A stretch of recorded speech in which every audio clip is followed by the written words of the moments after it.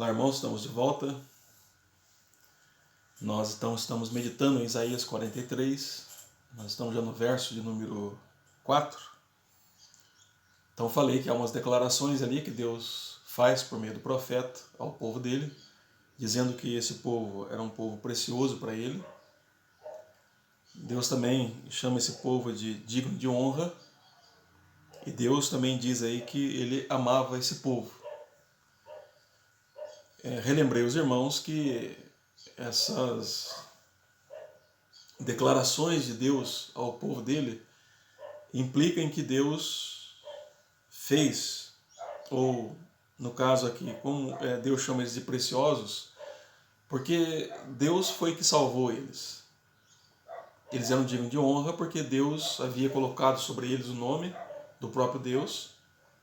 Então era uma nação que Deus escolheu para ele, para anunciar as virtudes de Deus em toda a terra naquele período. Então por isso era um povo que Deus tinha como digno de honra.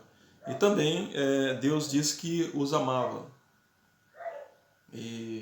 Então eles foram alvos do amor de Deus.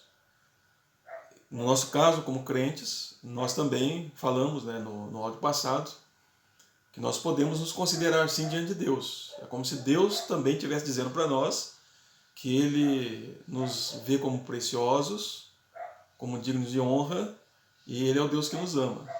Por que preciosos? Lembra os irmãos, Cristo é quem pagou o preço em nosso lugar. Foi Cristo quem nos resgatou pela sua própria vida. Então, esse povo se torna precioso para Deus por causa de Cristo Jesus. Quando Deus, o Pai, nos olha, Ele nos vê em Cristo Jesus. E Ele considera toda aquela obra que Cristo fez em nosso lugar. Desde a sua encarnação até a sua morte e ressurreição. E o fato de Cristo estar sentado à direita de Deus, onde Ele intercede por nós, então isso demonstra a preciosidade que nós temos para Deus. Então somos preciosos para Deus porque nós estamos em Cristo. E por causa de Cristo, então Deus nos aceita e nos tem como pessoas preciosas. Também somos dignos de honra no sentido de que Deus nos colocou numa posição muito superior, muito gloriosa. A Bíblia nos chama de filhos de Deus. Ela nos chama de herdeiros de Deus, co-herdeiros com Cristo. Também nos chama de sacerdócios reais, ou sacerdócio real, nação santa, povo de propriedade exclusiva de Deus. Então essas declarações que são feitas na Bíblia, tanto o Antigo quanto o Novo Testamento, ou na Antiga e Nova Aliança, são declarações que Deus não só fez para Israel, mas que, na verdade, esse Israel que Deus está declarando essas verdades, é o Israel de Deus, esse Israel que compõe todos os crentes de todos os tempos. Então esse povo é precioso para Deus, ao ponto de Deus dizer que tocar nele é como se tocasse nas meninas, ou na menina dos olhos de Deus. E os irmãos sabem que tocar na menina do olho irrita, né? Isso traz uma certa irritação. Então é assim nós com Deus também. Quem toca nos filhos de Deus, Deus se irrita com quem assim calunia, maltrata, persegue os seus filhos, aquele que faz parte do seu povo. É a mesma coisa que tocar em Deus. Por isso que quando Paulo estava perseguindo a igreja, nós encontramos ali uma declaração também profunda do Senhor Jesus, quando diz: Saulo, Saulo, por que me persegues? Mas Paulo estava perseguindo a igreja. E a igreja, por ser corpo de Cristo, então Cristo diz: você, ao persegui-los, perseguia a Cristo Jesus. Então é assim que Deus nos vê, é assim que Deus nos trata. E eu disse para os irmãos, então, no áudio passado, que não, ou no vídeo passado, né, que não existe um crente que seja mais amado ou menos amado por Deus. Todos os crentes, de todos os tempos, são amados de igual maneira por Deus. Por que eu estou dizendo isso? Porque a Bíblia nos ensina isso. A Bíblia nos ensina isso. Então Cristo não sofreu mais por um do que por outro. Cristo sofreu a mesma intensidade por todos os crentes de todos os tempos. Então você não precisa se sentir aí uma pessoa uma pessoa que seja mal amada, desprezada, como se Deus... Não, Deus te ama na mesma intensidade que todos os outros crentes. O que você precisa fazer, muitas vezes, é largar o seu passado de lado, crer nas Escrituras e não deixar que o seu coração fique falando na sua cabeça que você é menos amado, que Deus... Não, você não tem que fazer isso. Você, como um crente, você tem que escutar o que diz as Escrituras. É por isso que eu já falei para os irmãos que quando um crente dá ouvido às Escrituras, você pode ter certeza de uma coisa: ele não vai procurar psicólogo, porque ele está entendendo o que Deus está dizendo para ele. Então, querendo ou não, as nossas crises emocionais dos dias atuais, muitas vezes o que é? É porque a família não estava bem estruturada, e aí você talvez vive uma família onde talvez o pai ou a mãe dá mais atenção para um do que para outro, e você se sente aquela ovelha negra, né? Ou melhor, sente aquela ovelha rejeitada, e aí você fica de cantinho: mas eu faço tudo e ele só lê. Não. E só dá atenção para aqueles que não fazem nada. Não é verdade. Com Deus não é assim que funciona. Né? Então, se você é crente, você precisa largar disso. Então, peraí, ainda que os meus pais terrenos não dê atenção para mim, mas eu tenho um Deus que dá atenção muito mais do que eles. Deus jamais esquece dos seus filhos. E Deus caminha com todos os crentes de igual maneira. De igual maneira. E é para isso que nós temos que olhar. Então, quando diz aí que Israel era precioso, hoje essa mensagem é para você. Você é uma pessoa preciosa para Deus. E não porque você tem algo a dar para Deus, porque ninguém pode dar nada para Deus.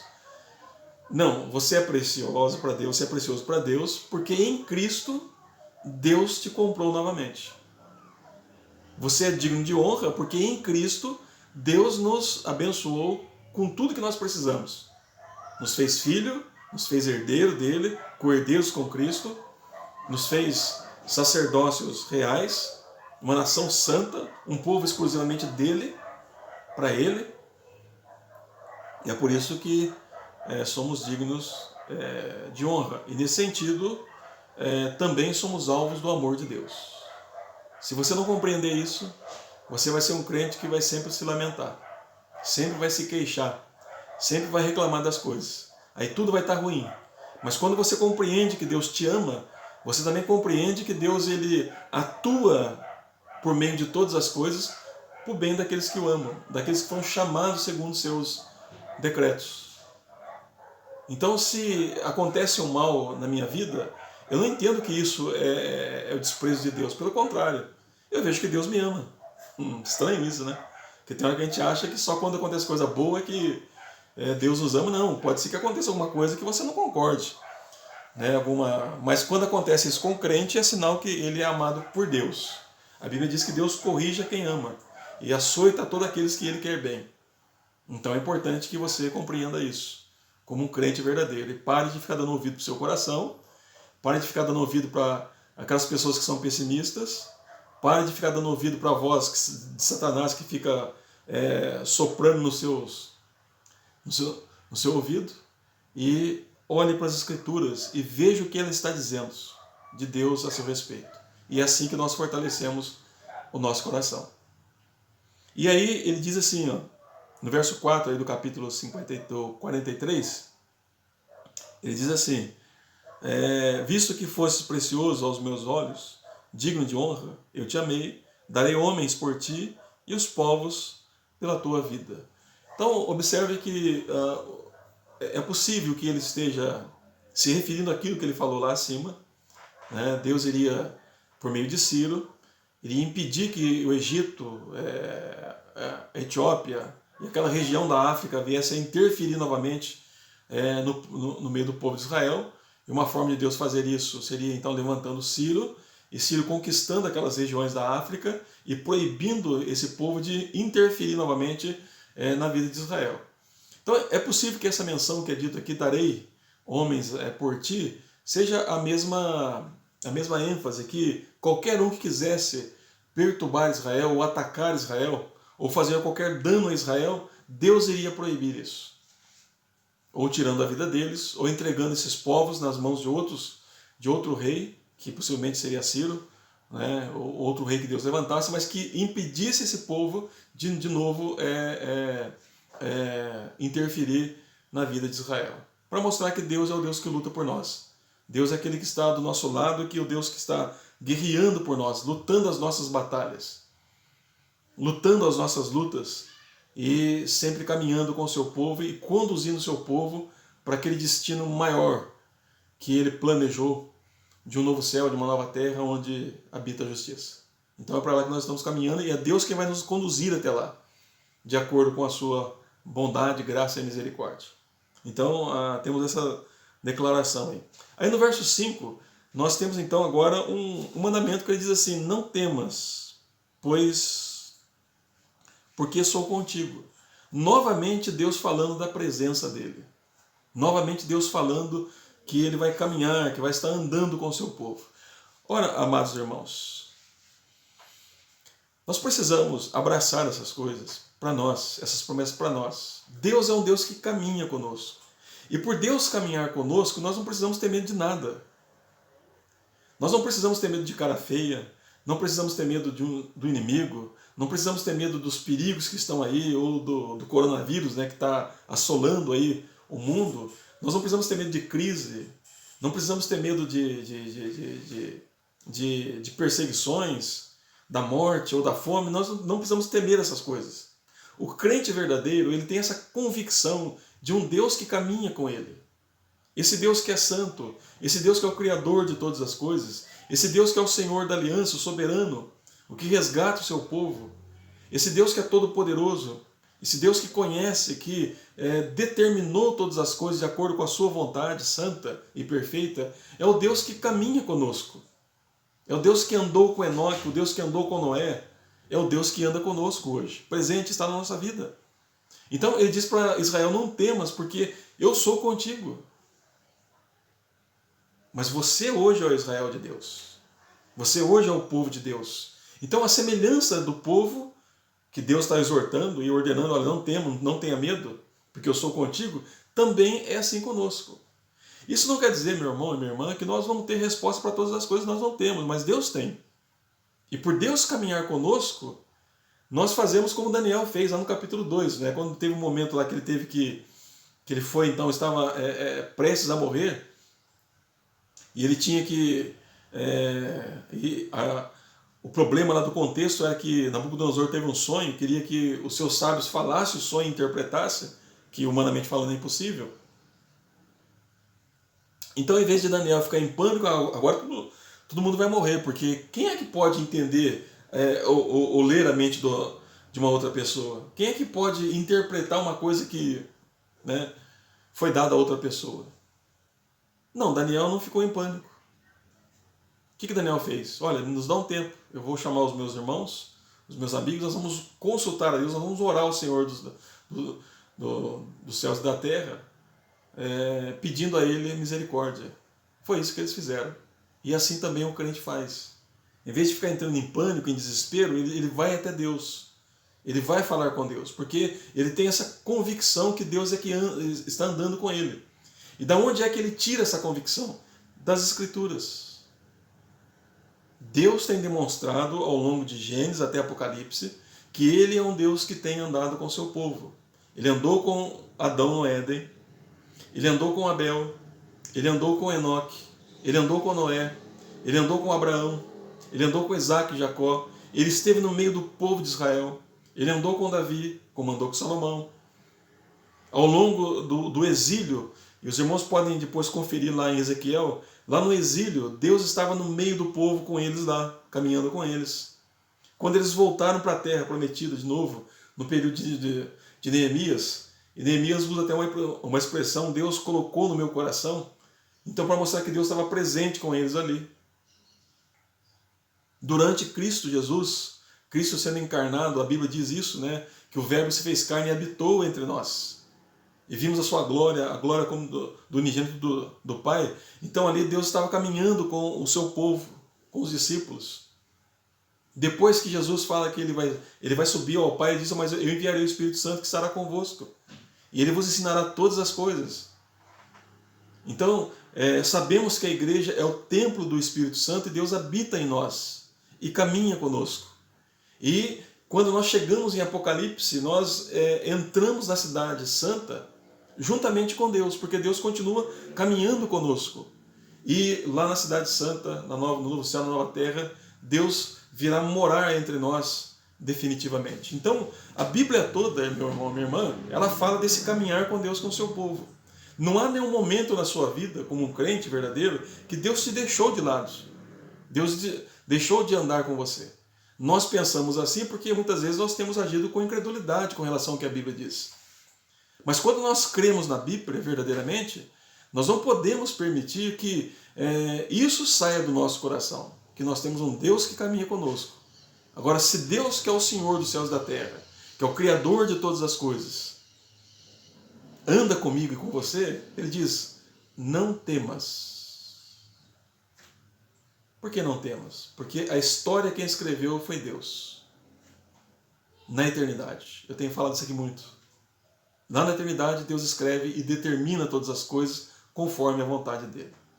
Então, nesses dias que nós estamos passando hoje, já falei para os irmãos, eu vou repetir novamente, esses dias não são dias que pegou Deus de surpresa. Deus planejou este dia. E Ele não só planejou a crise, como também planejou a solução para esse momento. Então, por isso eu não preciso temer, eu preciso confiar apenas em Deus. Não temas porque eu sou contigo. Você consegue crer nisso? A Bíblia está dizendo isso. Deus está dizendo isso por meio das Escrituras. E eu preciso confiar no que Deus diz. Mas Ele diz mais ainda aí, ó. Não temas, pois, porque sou contigo. Trarei a sua descendência desde o Oriente e a juntarei desde o Ocidente. É possível que Israel seria espalhado por toda a terra, mas isso não iria impedir os propósitos de Deus para com o seu povo, e que haveria um momento que Deus iria restaurar novamente esse povo. E acredito que isso foi feito de forma parcial, lá quando Neemias ele vai para Jerusalém, então restaura os muros, e aí então uma grande quantidade de judeus voltam para ajudar em Jerusalém. É claro que outros não voltaram, mas uma grande parte voltou, e Deus trouxe de todos os cantos da terra. Então, nada impede os propósitos de Deus. Aquilo que Deus planejou fazer, pode ser que ele estivesse por toda a terra, mas Deus traria novamente como fez. Então, ajuntarei novamente.